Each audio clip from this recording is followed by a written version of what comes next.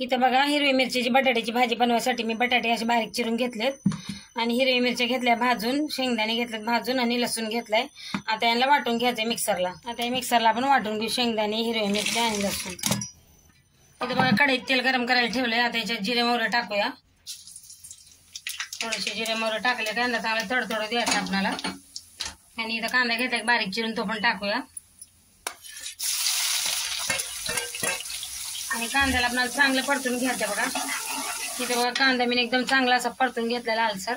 आता टमाटे घेतले बारीक चिरून 2 आणि कढीपत्ता, कोथिंबीर आपण आपल्याला टाकायचं आणि परतून घ्यायचं आपल्याला चांगलं. आता इथं बघा मी बटाटे पण लगेच टाकणार आहे.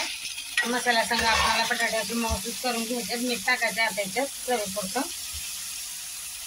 आणि मिक्स करून याला आपण हे टमाटे कांद्या संग परतून घ्यायचे बटाटे. इथे बघा मी बटाटे चांगले असे परतून घेतले कांदा टमाट्या संग. आणि इथे बघा मी धनिया पावडर घेतली आणि हळद आणि थोडासा जिरा पावडर घेतले. हे पण आपण मिक्स करून घेऊ. आणि इथे मी शेंगदाणे, हिरवी मिरची, लसूण वाटून घेतलाय बघा. हे पण टाकूया. आता मी बटाट्याची भाजी रस्स्याची बनवते, मस्त लागते भाजी. आता मिक्स करून घ्यायचं आता याला. आता बघा मिक्स करून घेतले. आपण पाणी टाकायचं आता याच्यात. मी रस्सा करते भाजीला म्हणून याच्यात मी अजून पाणी टाकणार आहे.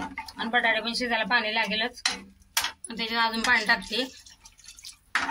त्या बटाटे आपल्याला शिजून घ्यायचे चांगले. हे बघा झाली आपली भाजी आता बटाट्याची. मी रस्सा ठेवला इथं. बटाटे पण शिजलेत बघा. लय मस्त लागते भाजी भाता संग, चपाती संग. त्याच्यात कोथिंबीर टाकते बारीक चिरल्याला. आणि गॅस बंद करायचा. आता आपल्याला भाजी तयार झाली आपली.